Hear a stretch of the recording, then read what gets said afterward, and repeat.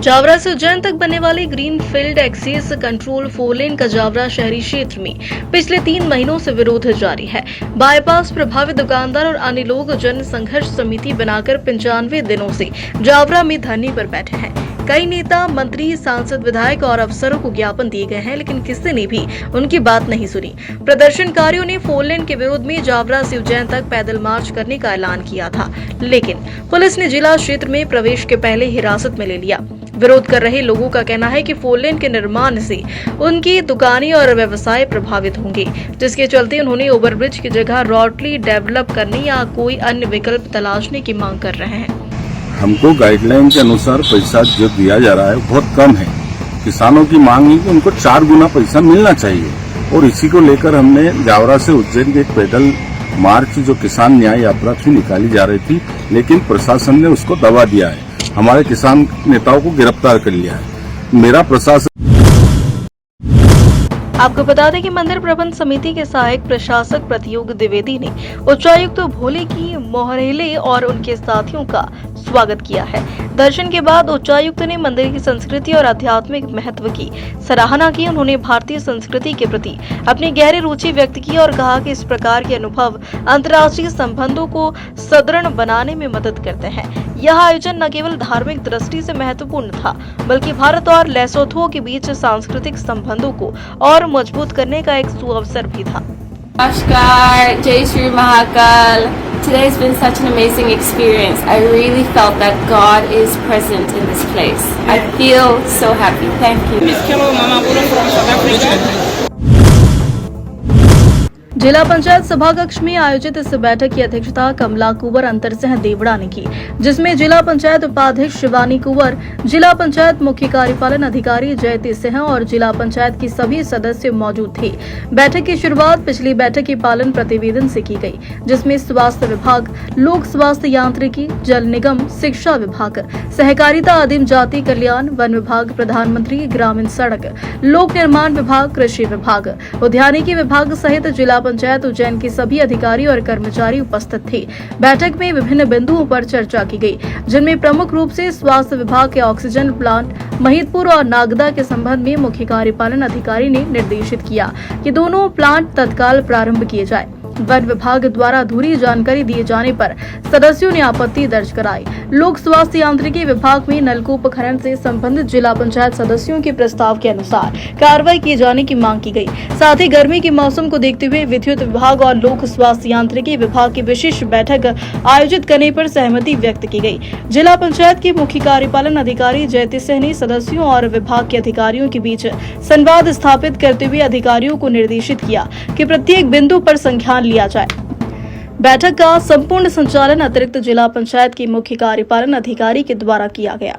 इस वर्ष की आखिरी साधारण सभा की बैठक है, जिसमें हमारे पुरानी बैठक का पालन प्रतिवेदन और कुछ विभाग जो चयनित करे हैं उनके बारे में हमने आज चर्चा में सम्मिलित किया है अध्यक्ष महोदय की अनुमति के पश्चात। इसमें मुख्यतः शिक्षा विभाग है। इंदौर में होम पार्टी के दौरान गोली लगने से एक युवती की मौत मामले में पुलिस ने 2 आरोपियों को चिन्हित कर उनकी तलाश शुरू कर दी है। वहीं मृतका के मुंह भोले भाई ग्वालियर से इंदौर पहुंचे, जहां उन्होंने बताया कि मेकअप आर्टिस्ट इंस्टीट्यूट की तलाश के लिए इंदौर आई थी। दरअसल लसूड़िया थाना क्षेत्र के महालक्ष्मी नगर में गुरुवार की रात पार्टी के दौरान गोली लगने से गंभीर रूप से घायल 28 वर्षीय भावना सिंह को उसके दोस्त गंभीर हालत में लेकर बॉम्बे हॉस्पिटल पहुंचे थे, जहां भावना सिंह को अस्पताल में छोड़कर सभी साथी मौके से फरार हो गए, जिसका सीसीटीवी वीडियो भी सामने आया है। आंख में गोली लगने से गंभीर रूप से घायल भावना सिंह के इलाज के दौरान मौत हो गई। लसूड़िया पुलिस ने हत्या का मामला दर्ज कर सीसीटीवी फुटेज के आधार पर 2 आरोपी आशु यादव और मुकुल यादव के खिलाफ मामला दर्ज किया है, जिनकी पुलिस के द्वारा टीम बनाकर तलाश की जा रही है। भावना सिंह नामक युवती को गोली लगने की घटना जो कि लसूड़िया थाना क्षेत्र में हुई थी, इसमें एक 302 का मामला पंजीबद्ध कर लिया गया है। इसमें 2 आरोपी अभी तक चिन्हित हो चुके हैं, जिसमें से एक आशु यादव है और एक मुकुल यादव है। इनके साथ में एक महिला साथी की भी जानकारी सामने आ रही है, उसकी भी तलाश में पुलिस लगी हुई है। मृतिका के परिजनों से संपर्क हो पाया है, उनके मुँह बोले भाई से संपर्क हो पाया है, जिसके बाद में आज मृतिका के पोस्टमार्टम के लिए बॉडी को भेजा गया है। आज संभवतः पोस्टमार्टम होने के बाद में पोस्टमार्टम से रिपोर्ट में क्या आता है उसके बारे में जानकारी लगेगी। इसके अलावा आरोपियों के विषय में लगातार पुलिस प्रयास कर रही है, जगह जगह हमारी टीम्स रवाना हो रखी हैं उसमें जल्द ही हम आरोपियों को गिरफ्तार करके आगे बढ़ाने की कार्रवाई करेंगे। सर ये माता पिता नहीं थे इसके, इससे भी कुछ जानकारी है? जी, अभी तक की जानकारी के अनुसार ये पता चला है कि जो मृतिका है उसके माता पिता का देहांत 7-8 वर्ष पूर्व एक्सीडेंट में हो चुका था और इनका कोई भाई बहन या कोई और परिजन इनके साथ में नहीं है। एक दादी हैं जो कि ग्वालियर में ही रहती हैं, तो उनसे काफ़ी समय से इस लड़की का संपर्क नहीं था। सर ये अभी तक पता चल पाया किसने गोली चलाई थी, क्या कुछ मामला अभी तक? जी देखिए, जैसे कि मैंने बताया कि अभी तक कोई भी व्यक्ति गिरफ्तार इसमें नहीं हो पाया है। लगातार लोगों से पूछताछ जारी है, कुछ लोगों को हम हिरासत में लेके पूरे केस की डिटेल्स के बारे में जानकारी ले रहे हैं। तो जब इसमें मुख्य आरोपी गिरफ्तार रहेंगे उसके बाद ये बताना उचित होगा कि एग्जैक्टली क्या घटनाक्रम हुआ। सर राउंड्स भी मिले हैं? गोली एक लगी है, वहाँ पर एक जो है खाली खोखा मौके पर जब्त किया गया था, बाकी वेपन और राउंड जब्त किए गए हैं। सर कितने राउंड वहाँ पर मिला था यार? काफ़ी बड़ी मात्रा में राउंड वहाँ से एक वेपन मिला हुआ है, देसी पिस्टल, जिसके साथ में लगभग 10-12 राउंड्स साथ में उपस्थित पाए गए थे। ये करते क्या?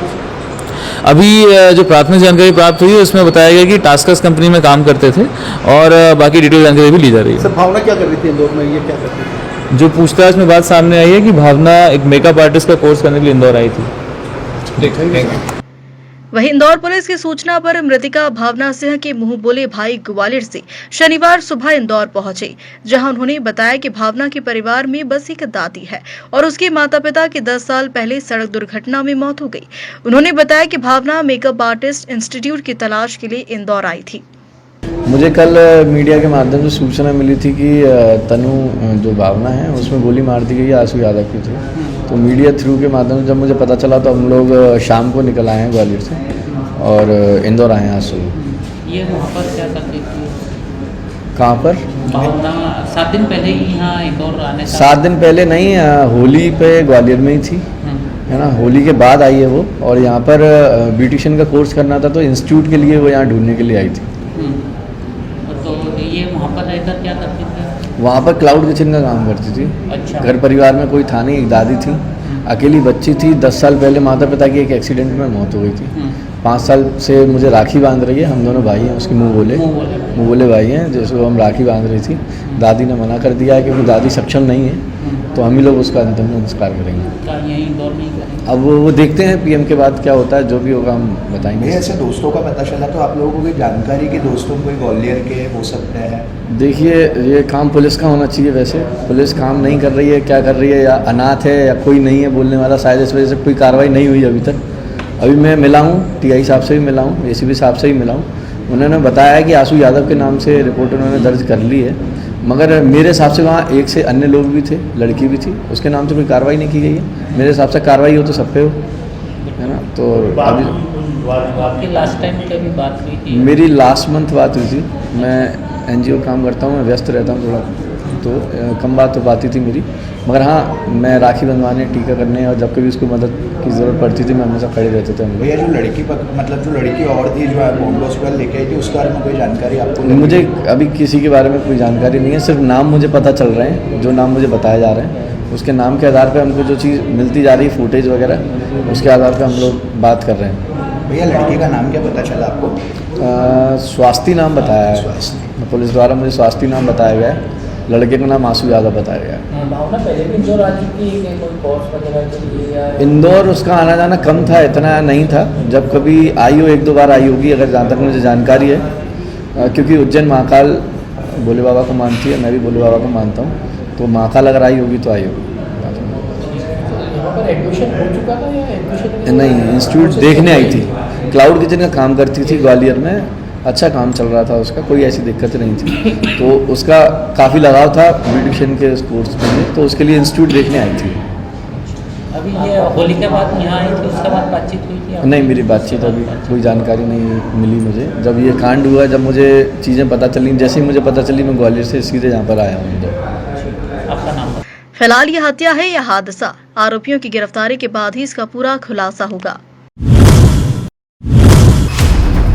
उसनैर में नगरीय क्षेत्र स्थित जामुनिया रोड पर एक युवक का शव संदिग्ध परिस्थितियों में पड़ा मिला। मृतक की पहचान पवन यादव 28 वर्ष, पिता रामेश्वर यादव निवासी धंदेड़ा थाना नलखेड़ा के रूप में हुई।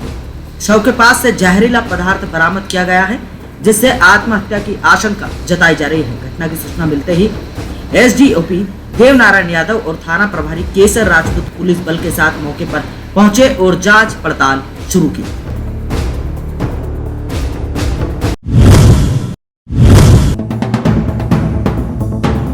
बुरहानपुर में सोशल मीडिया पर आपत्तिजनक टिप्पणी करने वाले मामले में नया मोड़ आया है। यहाँ पर आरोपी यश शाह निकला है। हैदराबाद में बहन के घर जाकर यश शाह ने नाबालिग युवक के नाम से यहाँ फर्जी इंस्टाग्राम आईडी बनाई, फिर वर्ग विशेष को लोगो इंस्टाग्राम पर किया फॉलो व फिर की आपत्तिजनक टिप्पणी, जिसके बाद बिगड़ा था यहाँ पर शहर का माहौल। समझिए पूरा क्या मामला था। नाबालिग युवक और यश शाह के बीच हुआ था विवाद। नाबालिग युवक ने उसी का बदला लेने के लिए यश शाह ने बनाई थी नाबालिग युवक की फर्जी इंस्टाग्राम आईडी। फर्जी इंस्टाग्राम आईडी बनाने के बाद आरोपी यश अपनी बहन के घर हैदराबाद चला गया। हैदराबाद से ही उसने वर्ग विशेष के युवकों को आपत्तिजनक टिप्पणी की। यश शाह ने मन में रखी थी रंजिश की नाबालिग युवक को युवकों से सबक सिखाने के लिए की थी यह हरकत। बुरहान पुलिस ने तत्काल एक्शन लेते हुए साइबर सेल की मदद से हैदराबाद में बैठे आरोपी यश शाह को गिरफ्तार कर बुरहानपुर लाया गया और अब नाबालिग युवक बना फरियादी। नाबालिग युवक के साथ मारपीट करने वाले 4 युवकों पर केस दर्ज कर 200 से अधिक अज्ञात लोगों पर मामला भी दर्ज किया गया है। किया है तो उसमें जो उस घटना को कारित करने वाला जो आपत्तिजनक पोस्ट जिसने की थी वो अन्य व्यक्ति निकला। वो यश शाह नामक लड़का था, उसके द्वारा वो पोस्ट की गई थी। वह देवेश से उसका 8-10 दिन पहले विवाद हुआ था और वो देवेश को फंसाने के लिए उसने एक फेक आईडी इंस्टाग्राम पे क्रिएट की थी और उस फेक आईडी के माध्यम से उसने कुछ वर्ग विशेष के लड़कों को रिक्वेस्ट भेजी थी और रिक्वेस्ट के बाद में उसने उस रिक्वेस्ट के आधार पे उसमें कुछ आपत्तिजनक पोस्ट किए थे। उस आपत्तिजनक पोस्ट में उसने उसका जब किया तो उसने देवेश के 2 नंबर उसके अंदर पोस्ट करके अपने आप को देवेश बताने का प्रयास किया। नंबरों में चूँकि आइडेंटिटी अननोन थी, उसके आधार पे संबंधित कुछ लोगों ने उसको पुलिस को डायरेक्ट सूचना देने के बजाय कानून अपने हाथ में लिया। सबसे सस्ता सबसे बड़ा अखबार 3 रुपए में 12 पृष्ठ, सब पे नजर सबकी खबर। दैनिक अवंतिका, उज्जैन से जुड़ो, अवंतिका पढ़ो।